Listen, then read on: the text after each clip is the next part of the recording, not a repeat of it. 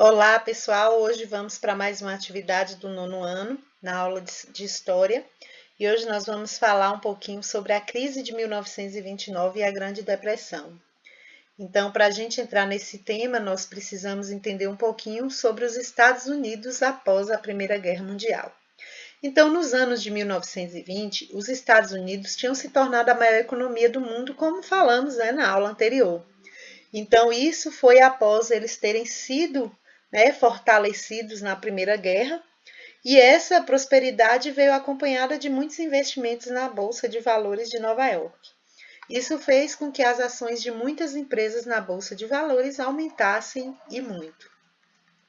Então, em 1920, a indústria norte-americana era responsável quase que 50% da produção mundial. Aqui, a gente vai observar uma nota de 100 mil dólares norte-americanos, que está aí homenageando o presidente Wilson. Agora, falando um pouquinho sobre o estilo de vida americano. Com a crescente prosperidade do país, os norte-americanos eles compravam ações da bolsa e consumiam cada vez mais produtos. Era um estilo de vida americano. Para as famílias de classe média, o consumo de bens e produtos era sinal de prosperidade financeira. Essa ideia baseada no consumo como sinal de prosperidade fazia as pessoas comprarem muito, Então eles compravam muitos bens e muitas vezes até mesmo que supérfluo, ou seja, até mesmo coisas que eles não precisavam. Mas até que em 1929, uma empresa inglesa faliu, provocando a desconfiança de investidores que, em 24 de outubro, tentaram vender suas ações e descobriram que não tinham compradores para elas. O preço das ações despencaram, provocando aí uma quebra na Bolsa de Valores de Nova York. A quebra da bolsa foi seguida por uma enorme crise financeira que deu início à chamada Grande Depressão. Então, aqui a gente está observando essa imagem onde mostra a corrida dos correntistas aos bancos, que levou aí à quebra de instituições financeiras, Então, aqui aconteceu no período onde 4 mil bancos foram à falência. Então, aí a gente já sente o drama do prejuízo. Então, aqui a gente está observando nessa outra imagem, lá em Wall Street, um investidor ele tenta vender seu automóvel por apenas 100 dólares por ter perdido seu dinheiro na quebra da Bolsa de Valores de Nova York. Então, a gente vai ver aqui algumas consequências da Grande Depressão. Então, as pessoas perderam seus empregos, milionários perderam suas fortunas e milhares de pessoas ficaram na mais absoluta miséria. Assim, pessoal, muitas pessoas que tinham um estilo de vida confortável se viram sem nada e tiveram que viver da caridade de outras pessoas para poderem até mesmo se alimentar. Então, nessa imagem, a gente vê aí essa fila enorme, onde tem aí os desempregados, Eles estavam ali nessa fila para receber um prato de sopa. E aí, na fachada do estabelecimento em Chicago, tem assim, Free Surf, Coffee and Donuts, ou seja, sopa livre, café e rosquinhas para o desempregado.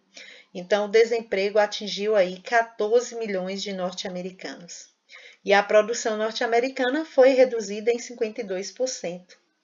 Então, a gente vai ver que aquilo que estava no auge também, uma hora, cai, As principais razões da Grande Depressão, a gente vai observar que está na concentração de riqueza nas mãos de poucos, a crise agrícola que já ocorria em toda a década e se intensificou a partir da quebra, a concorrência que a Europa passou a fazer aos Estados Unidos no mercado mundial, então foram as principais razões.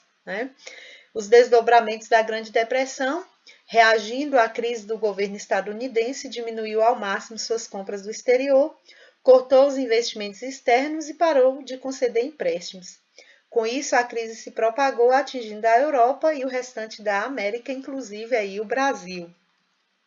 O New Deal, em português, Novo Acordo ou Novo Trato, foi o nome dado aos programas implementados nos Estados Unidos entre 1933 e 1937 pelo presidente Franklin Delano Roosevelt, cujo objetivo era a recuperação e a reforma da economia norte-americana além de oferecer auxílio financeiro e criar empregos como forma de ajudar todos aqueles que foram prejudicados aí pela Grande Depressão.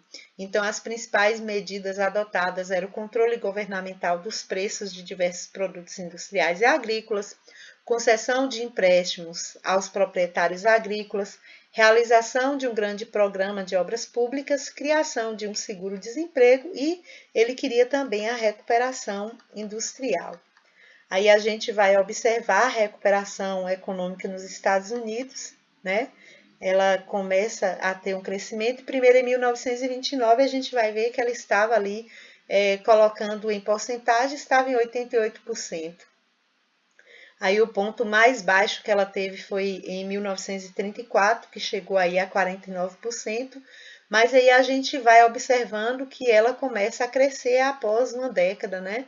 Em 1939 já estava em 73 e em 1940 ela já conseguiu chegar aí próximo, né? Que estava em 88, aí já estava em 81.